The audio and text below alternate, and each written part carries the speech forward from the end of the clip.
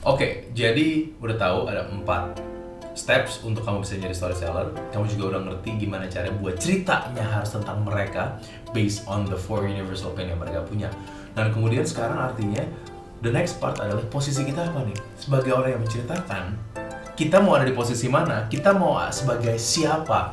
Ada 3 macam hero stories yang bisa kamu pakai. Karena kalau kamu keluar dari 3 hero stories ini, it's very tough to make a sale. Dan I learned that the hard way. Selama perjalananku, aku usaha banget mencoba menceritakan dan lain-lain sampai bingung sendiri. Malah kadang-kadang nyampur-nyampurin, akhirnya susah. Tapi dengan sekarang, aku bisa ngasih tau kamu, ada 3 tipe hero stories yang bisa memposisikan kamu sebagai karakter yang tepat to tell the right stories that sells. Artinya, kalau kamu menggunakan tipe karakter ini saat kamu story selling, kemungkinan besar orang-orang akan mau follow dan mau di-influence oleh kamu. Nah, jadi 3 karakternya ada siapa aja? Jadi, kita tahu ada 3 karakter, yaitu 3 hero karakter yang bisa kita gunakan untuk kita melakukan story selling ya. Nah, 3 karakter ini siapa aja? Yang pertama adalah yang kita bilang sebagai FRM, atau kalau mau bahasa panjangnya itu ada, kita bilangnya adalah the friendly role model. Nah, friendly role model ini adalah orang yang memang saat ini sudah pernah menjalani perjalanannya. Jadi kita menceritakannya as if we've done the path. Kita sudah pernah melewati apa yang dilaluinya. Kenapa orang percaya sama dia? Kenapa orang percaya sama seorang friendly role model? Credibility-nya terciptakan karena ada personal journey. Artinya dia sangat relatable.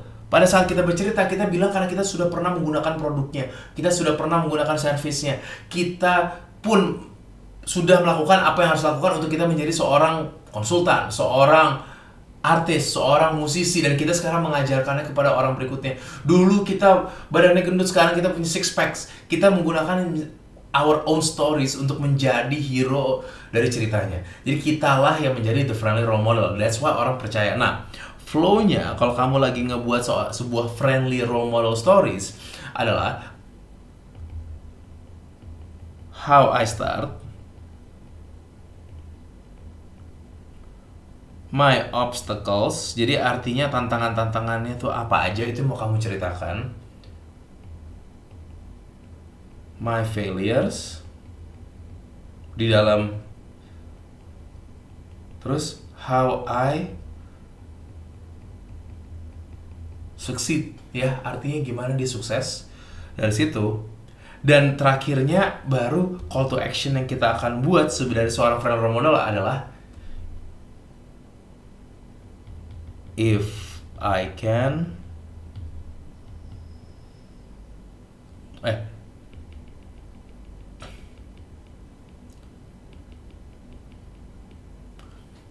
dan kemudian call to action yang kita berikan dari seorang friendly role model adalah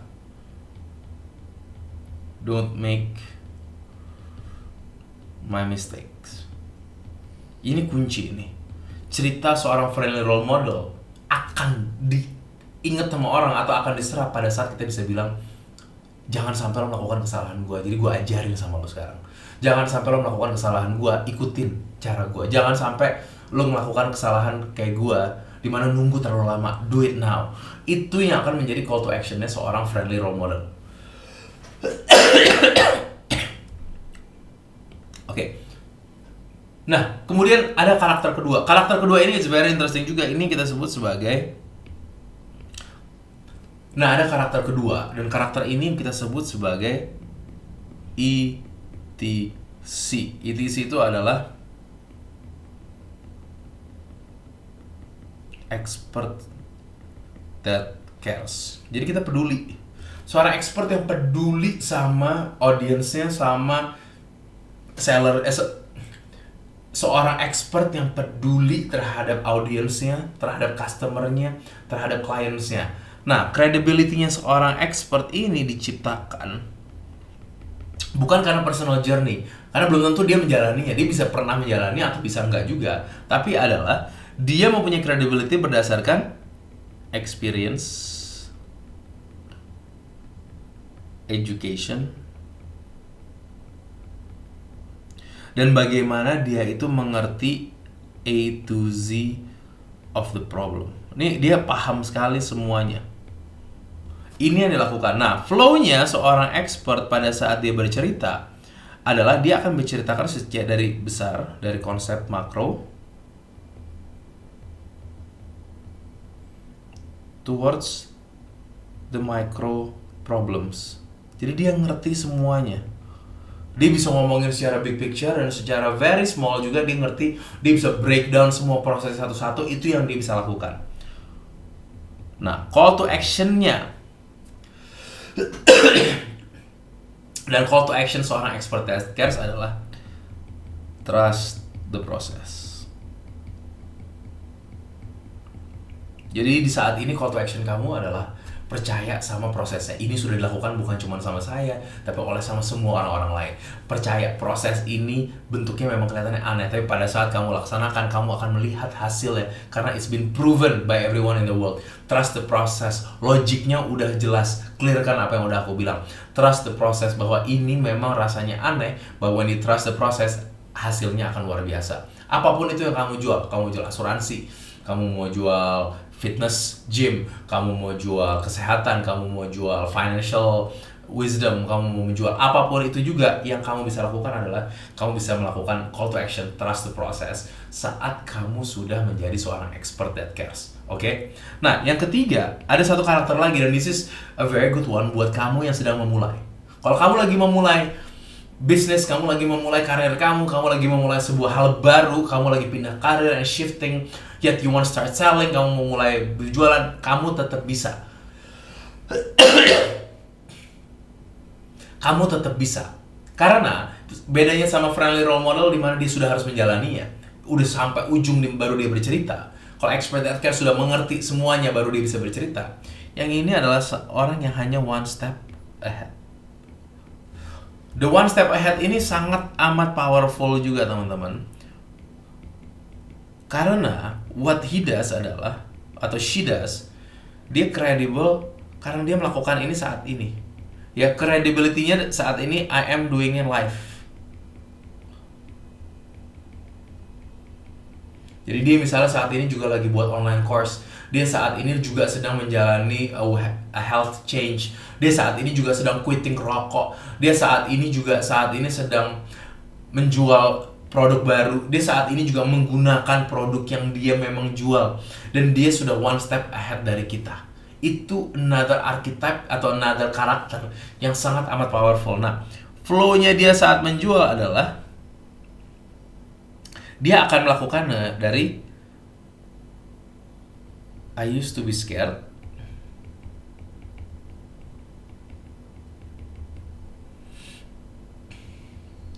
sekarang I take action,